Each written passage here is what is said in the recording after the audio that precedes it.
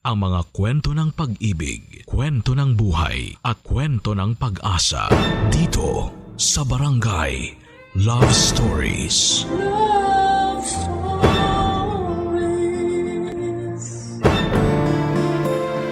Kapag pumapasok tayo sa relasyon, importante na meron tayong limitasyon. Dahil hindi sa lahat ng pagkakataon ay mahalaga ang sasabihin ng iba. Ikaw, kabarangay, meron ka bang limitasyon? Dear Papa Dudut, ako po si Ginalyn, 33 years old at taga Pampanga. Avid listener ako ng programa ninyong Barangay Love Stories at paborito kong pakinggan. Hindi lang mga kwentong pag-ibig ng mga kabarangay natin, kundi yung mga istorya tungkol sa pakikisama nila sa pamilya ng kanilang mga asawa. Yun kasi ang eksaktong ikakwento ko sa sulat na pinadala ko sa inyong istasyon. Meron akong asawa, si Anjo. Dati kami magkatrabaho at doon na rin nagkakilala. Nagkamabutihan hanggang sa nagpakasal. Mabait si Anjo, isa sa nagustuhan ko sa kanya ay ang pagiging family-oriented niya. Bilang biktima ng broken family ay masaya ako na napunta ako sa lalaki na malapit sa kanyang pamilya. Sa totoo lang ay pangatlong boyfriend ko na noon si Anjo. Wala na sana akong balak mag-asawa pa dahil sa trauma na dulot ng dalawa kong ex. Pero nang dumating sa buhay ko, si Anjo ay masasabi ko na nagbago na ang lahat.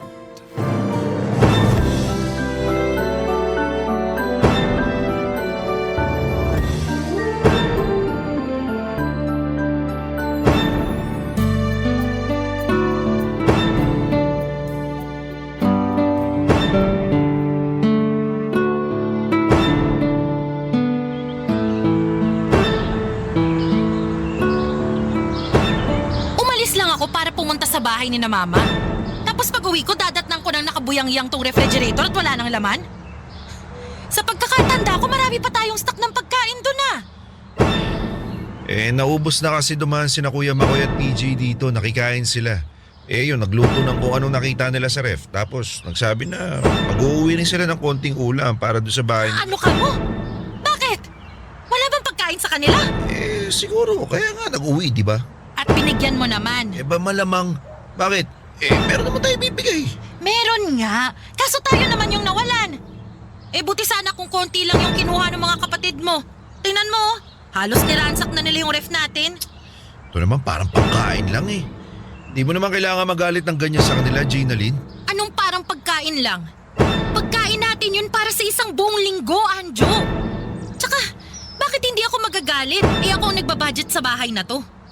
Ang mahal na nga ng bilihin ngayon eh. Tapos nagtitipid din tayo. Buti sana kung ngayon lang to nangyari. Baka palagpasin ko pa kaso sa tuwing pumupunta rito yung mga kapatid mo, lagi silang ganyan. Baka nga wala na nga sila makain. Wala ka naman pagdamutan ko, di ba? Ano ka ba, pagkain lang yan. Tsaka pwede naman tayong bumili ulit, di ba? Oo, ikaw yung nagbabudget. Pero baka nakakalimutan mo, sa akin nanggagaling yung pera na pang-budget mo. Kaya may karapatan ng mga kapatid ko na kumuha dyan dahil akin rin naman yan. Ah, ganon. Ang sinasabi mo ba wala na akong karapatan sa mga bagay na ikaw ang bumibili sa pamamahay na to? Sandali lang, hindi naman yan yung pinupunto ko eh. Anong hindi? Sa'yo nang tinutumbok ng mga sinasabi mo. Naayos lang sa'yo na kumuha ang mga kapatid mo ng kahit anong magugustuhan nila rito sa bahay natin kasi ikaw naman ang bumibili. Ang linaw-linaw, di ba? Ang akin lang, huwag kang maramot. Hindi naman sila ibang tao eh. Ano ka pa, mga kapatid ko sila? Kadugo ko sila. Hindi ko naman sinasabing hindi eh. Tsaka, hindi ko sila pinagdadamutan, Anjo. Kung ano meron tayo, binibigyan natin sila. Pero wag naman sana silang umabuso. Ilang beses na nilang ginagawa na basta na lang kumuha ng pagkain natin na halos wala nang itira sa atin eh. Kahit sa ang anggulo natin tingnan, mali yun. Di pa nga sila nagsasabi sa akin eh. Sa'yo lang madalas. Ako yung asawa mo. May karapatan din ako sa mga bagay na pwede at hindi nila pwedeng kunin. Ewan ko sa'yo, Ginalyn, nakangati ako sa'yo. Hindi na bagay pinapalaki mo. Alam mo, pag nalaman ng mga kapatid ko na ganyan ka sa kanila, sigurado magagalit sila sa'yo. Hindi sila magagalit kung ipapaliwanag mo sa kanila ng maayos kung bakit ako nagkakaganito. Eh wala nga maayos sa mga pinagsasabi mo sa kanila, di ba? Yung utak mo yata yung hindi maayos eh. Kasi ang haba naman pinag-usapan natin, pero hindi mo pa rin naiintindihan ang punto ko. Limitasyon lang naman ang gusto ko, Anjo. At ikaw, bilang kapatid nila, ang dapat na magsabi nun sa kanila. Pero hindi eh. Lumalabas na akong kontrabida sa inyo. Na mas kinakampihan mo pa sila kesa sa akin.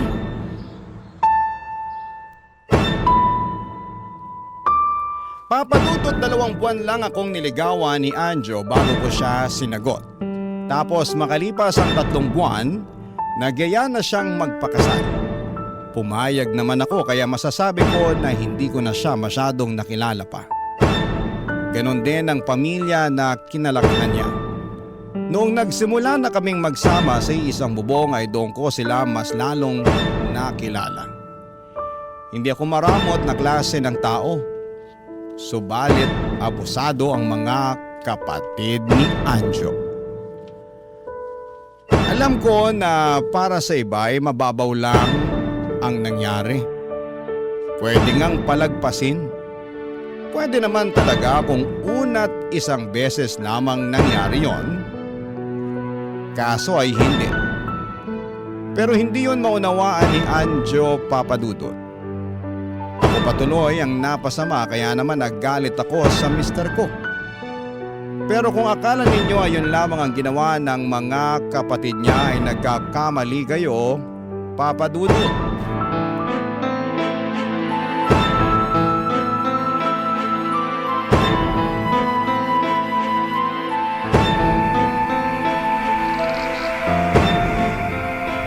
Anjo, ano to?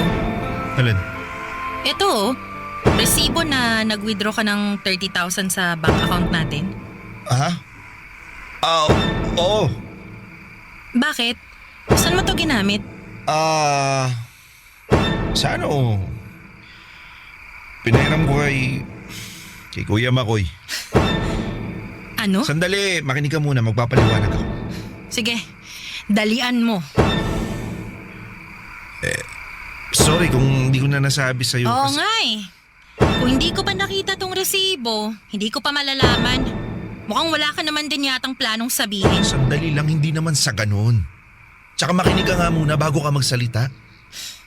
Nakikinig naman ako ah. Kikinig raw. Oh, ano na? Okay, ganito. Pinairam ko nga kay Kuya kasi ang tagal na niya akong hinihirita na pautangin ko siya ng puhunan para sa plano niyang negosyo. At pinahiram mo naman. Hindi ka ba nakikinig? Ha?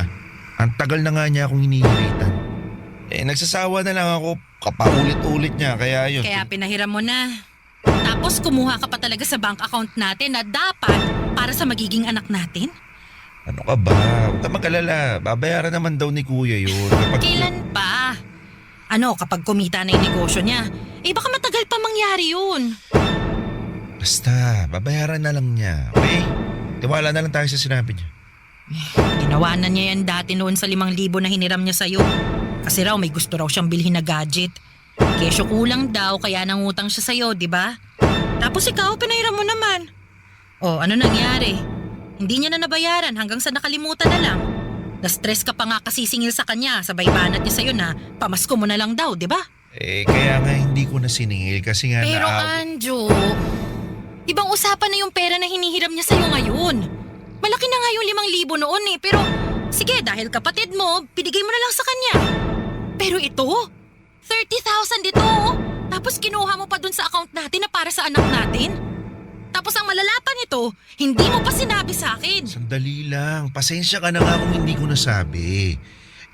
Alam ko, baka hindi ka papayag eh. Hindi talaga ako papayag. Hindi naman sa lahat ng pagkakataon pagbibigyan mo yung kuya mo eh. Lalo na't nangangailangan din tayo.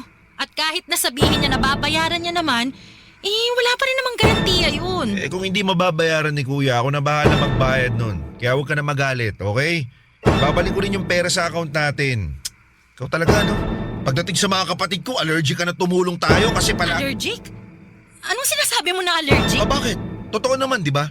O tignan mo, nakasingal ka na dyan na para bang ibang tao yung pinahiram ko ng pera natin. Eh kuya ko yun. Ano ka ba? Magalit ka kung hindi ko kadugo tapos pinahiram ko Hindi ng... mo ba talaga naiintindihan kung bakit ako nagagalit? Oo, kasi ang labo mo.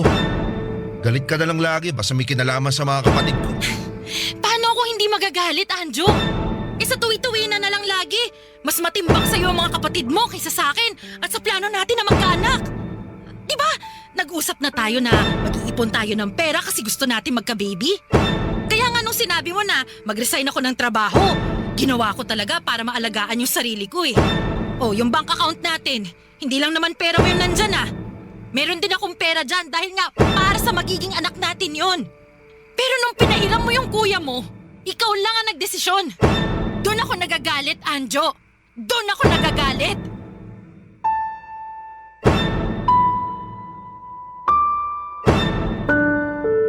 Papadudod sa sama ng loob ko kay Anjo ay wala akong lingon-lingon na umalis sa bahay namin para magpalipas ng galit. Nagpunta ako sa pinsan ko at doon muna tumuloy. Noong sumunod na araw ay humupa na ang emosyon ko at naghintay kung pupuntahan ko doon ng aking asawa. Subalit ni text message ng panunuyo sa kanya ay wala akong natanggap. Dahil sa nangyari ay nanumbalik ang galit ko at tumagal pa ng 3 araw sa bahay ng aking pinsan. Pero walang paramdam ang aking asawa. Napaisip tuloy ako kung nagwo-worry ba siya sa akin o baka naman hindi. Sa huli tinamad na akong maghintay kung kailan siya makikipagbati. Ako na lamang ang kusang umuwi sa bahay namin at laking gulat ko dahil umakto lamang ang asawa ko. Na para bang wala namang nangyari. Barangay Love Stories. Barangay Love Stories. Papadudot wala akong narinig na sorry mula kay Anjo. Kaya naman, kinompronta ko siya. Sinabi lang niya sa akin na gusto niya akong bigyan ng oras makapag-isip-isip kaya hindi niya ako sinuyo at sinundo sa bahay ng pinsan ko. Pero alam niya na nandun ako dahil sinabi raw sa kanya ng magaling kong pinsan. Napailing sabay irap na lamang ako sa katuwiran niyang bulok, Papadudot. Habang tumatagal ay lumalalim ang hinanakit ko kay Anjo. Marami siyang red flag na noong ko lamang napapansin na hindi ko nakita noong bago pa lamang kami bilang magkasintahan. Nabulag kasi ako sa pagiging family-oriented niya dahil akala ko pag mabuti siya sa pamilya niya ay magiging mabuti rin siya sa pamilyang bubuin namin. Kaso'y parang hindi ganun ang lumalabas. Dahil mas pinapaboran niya ang pamilya niya. Lalo na ang mga kapatid niya.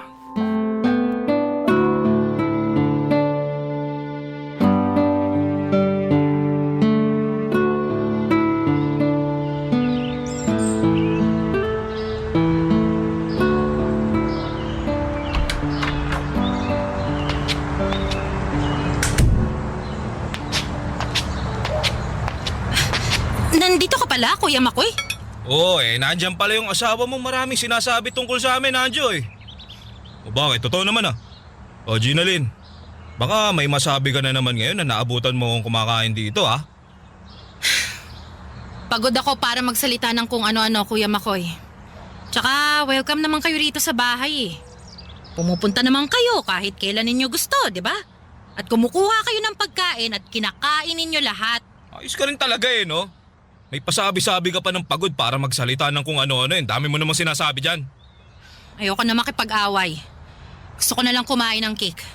Excuse me na lang.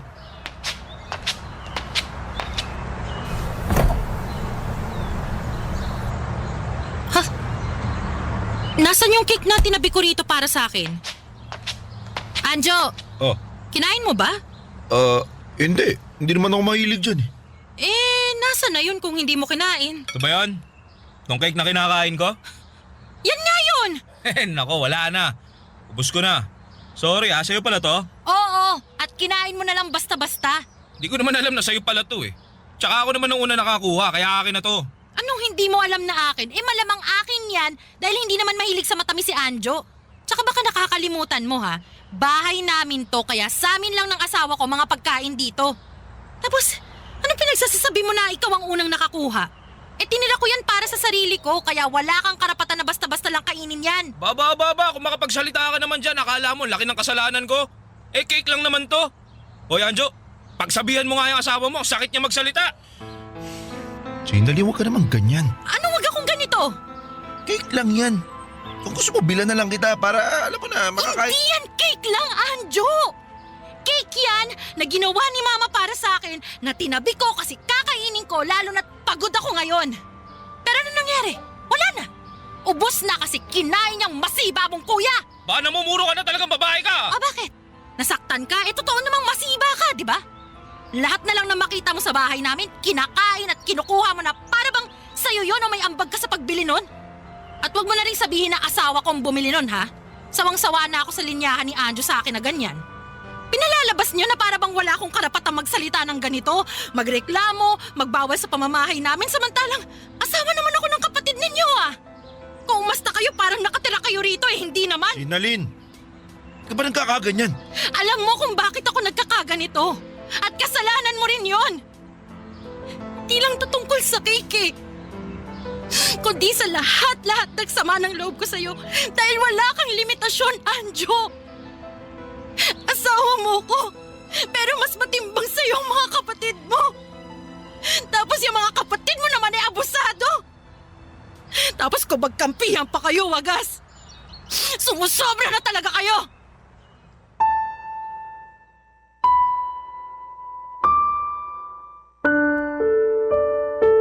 Papa Dudut, pasensya na sa sasabihin ko pero patay gutom.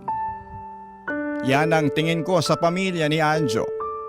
Sila yung tipo ng mga taong makakita lamang ng pagkain ay susunggaban kaagad. Hindi nila alintana kung kanino o sino ang may bili nito. At galit na galit ako kay Anjo at sa pagkampi niya sa mga kapatid niya. Para akong nawala ng karapatan sa sarili naming pamamahay. Doon ko naramdaman na hindi na ako ligtas, lalo kung wala akong sariling pera. Kaya naman nag-decide ako na maghanap ng sariling trabaho at hindi nagtagal ay nakapasok ako sa isang pribadong kumpanya, Papa Dudut. Masaya ako dahil meron na akong napaglilibangan at napagbabalingan ng oras ko. Hindi na ako tenga sa bahay at naghihintay na lamang sa asawa ko na bigyan niya ng pera. Hindi ko na rin masyadong nakikita at nakakasalamuha ang mga kapatid niya. Kaya hindi na ako napapanot sa sobrang stress. Kaso, akala ko lang pala yun, Papa Dudut.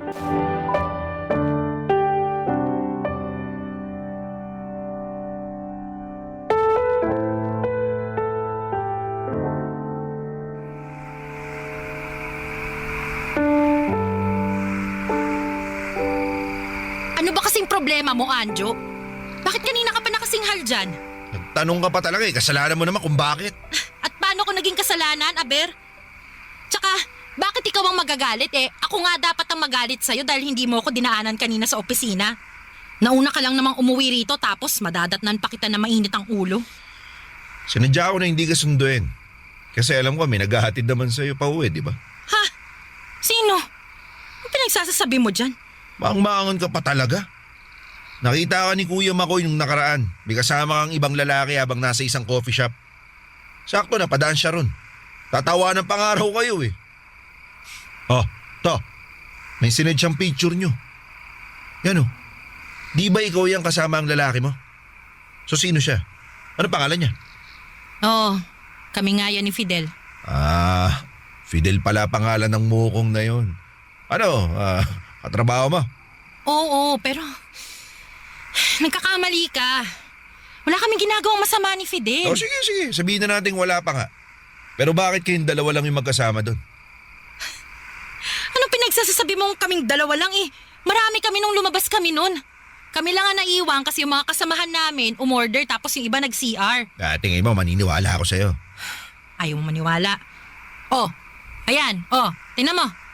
Yan yung mga picture namin kasama yung iba pa naming katrabaho. Tingnan mo, dali, para maniwala ka. Ano? Oh, ano? Naniniwala ka na? Oo. Pero iba pa rin yung kutob ko sa mukong na yan ha. Pwede ba, Anjo? May pangalan yung tao. Tigilan mo yung katatawag ng ganyan sa kanya, lalo na wala naman siyang atraso sa'yo. Tsaka, ano ba yung kutob na pinagsasasabi mo? Hirap sa'yo, masyado kang nagpapaniwala sa kuya mong parang ewan eh. Ayos din talaga yung tiyempo ni Kuya Makoy ah. Parang kabuti na bigla na lang sumusulpot kung nasan ako. Baka naman sinusundan niya ako para bantayan ang mga galaw ko ah. Ay, ba't naman niya gagawin yun? May negosyo siyang inaatupag, di ba? Nagkataon lang naman kasi dahil dun yung daan nila. Ay sus, yung totoo. Abogado ka ba ng kuya mo at pirme mo na lang siyang ipinagtatanggol? Hindi ko siya pinagtatanggol. Sinasabi ko lang ang totoo. Pasabi-sabi ka pa na binabantay ang galaw mo. Marumi ka lang mag-isip. At ako pa talaga yung marumi mag-isip. Kamusta naman kaya yung kuya mo na gumagawa ng kwento tungkol sa amin ni Fidel? Tapos ikaw, paniniwalaan mo naman agad. Alam mo namumuro na kayo sa akin eh. Yang kuya mo na masyadong pakialamera sa buhay natin, tapos ikaw naman, hinahayaan mo lang namang himasok siya. Anjo, sino bang mas mahalaga sa aming dalawa? Wagas ka kung makapagtanggol sa kanya eh. Hindi ko pinagtatanggol si kuya. Tsaka masama ba yung ginawa niya? Actually, concern lang siya sa akin kasi baka anong malay ko. Iniiputan mo na ako sa ulo. Sira ulo ka na talaga. Basta. Di talaga maganda yung kutok ko dyan sa lalaking yun. Lalaki ako kaya alam ko yung galawan na yan. Dapat dito ka na lang sa bahay natin eh. Paano na lang yung plano natin na magkaroon ng anak kung may iba kang inaatupag ha? Bakit ba kasi naghanap ka pa ulit ng trabaho eh? Sino ba tong nagpamukha sa akin na wala akong karapatan sa mga bagay na meron tayo sa pamamahay natin dahil nga sa hindi akong bumibili? Ikaw, di ba? Tsaka, ikaw din ang nagpahiram ng malaking halaga sa kuya mo. Kaya nabawasan ang pera natin na nilaan natin para sa pagkakaroon natin ng anak. Kasalanan mo lahat kung bakit mas ginusto ko na lang na bumalik sa pagtatrabaho dahil hindi ka marunong magdala ng pamilya natin. Wala kang limitasyon sa ibang tao. Papa Dudut, pinanindigan ko talaga na wala akong kasalanan at ginagawang masama. Hindi ako nagtataksil sa mister ko, sinisiraan lamang ako ng mga kapatid niya sa kanya para mag-away kami ng husto. Doon ko nga naintindihan na pakitang tao lamang sila sa akin noong bago pa lamang kami ni Anjo. Pero meron talaga silang tinatagong kasamaan ng pag-uugali. Kaya lang ay hindi ko pa rin mapigilang malungkot. Dahil lumalabas na mas mahalaga kay Anjo ang opinyon ng mga kapatid niya kesa sa akin na asawa niya. May pasabi-sabi pa siya na mas kilala niya ang mga kapatid niya kesa sa akin. Naturalmente sabay silang lumaki at nakatira sila noon sa isang bahay. Pero hindi pa rin yon dahilan, Papa Dudut, para ipamukha niya sa akin ang bagay na yon. Sana sila na lang ang pinakasalan niya at hindi na ako, Papa Dudut. Barangay Love Stories. Barangay Love Stories.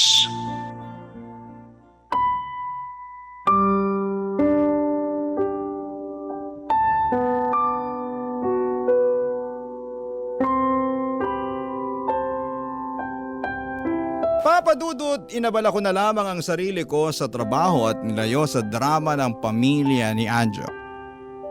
Umiwas na lang din ako kay Fidel dahil ayoko siyang madamay sa isyo namin ng asawa ko. Kasabay noon ay unti-unti akong nawala ng amor kay Anjo. Hindi na ako malambing sa kanya at ayoko na rin siyang makatabi sa kama.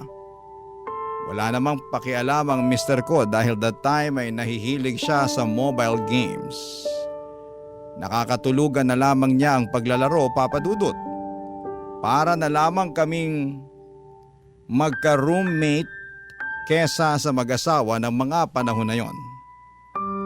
Ayoko na rin munang magkaanak kami ni Anjo kahit na 2 years na kaming kasal. Wala rin namang issue sa kanya dahil mukhang ini-enjoy pa niya na wala munang inaalaga ang bata. Pero ang pinakamalaking problema ko talaga ay ang Kuya Makoy niya na over sa pakikialam sa buhay ng may buhay. Lahat ng galaw namin ng asawa ko ay kwene-question niya, Papa Dudut.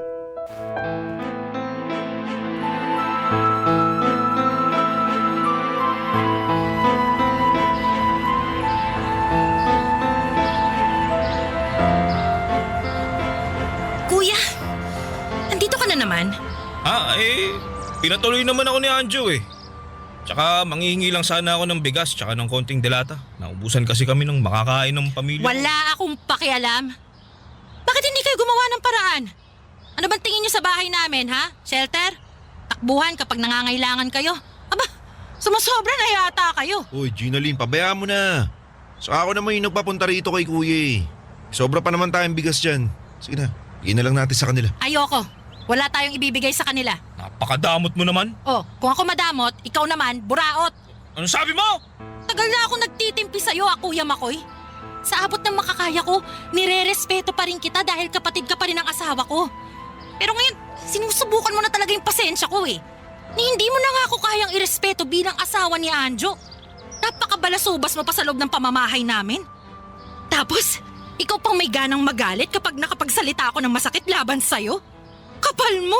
Hoy Anjo, pagsabihan mo nga yung asawa mo. Ang dami ng sinasabing masasakit sa akin. Ginaline, tumigil ka na nga. Ikaw ang tumigil, Anjo. Pikon na ako sa inyong magkapatid, ha?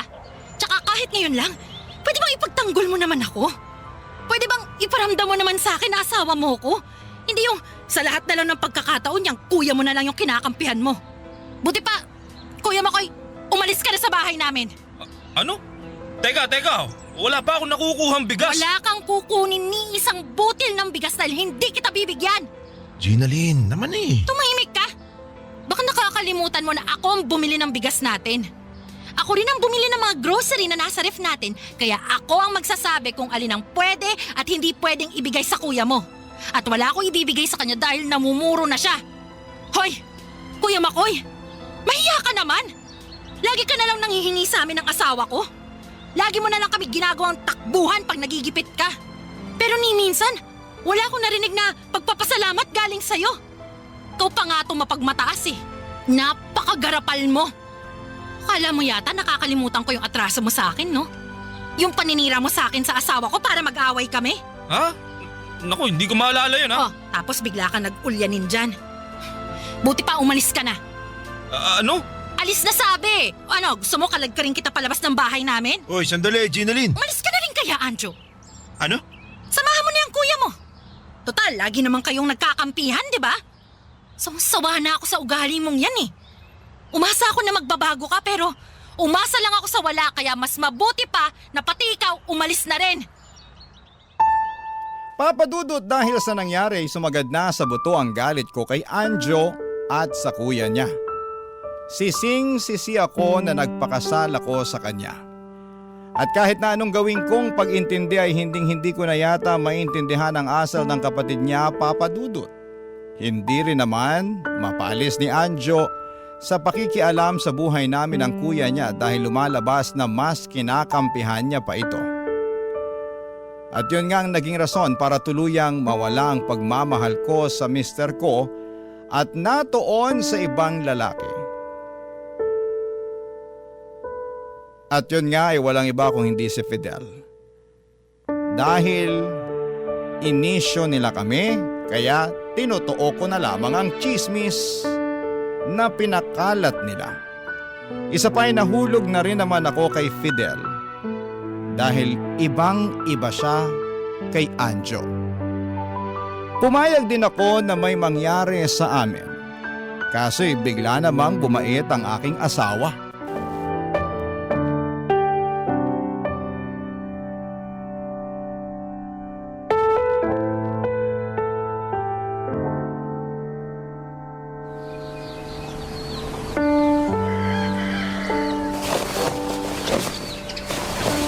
Anong ginagawa mo?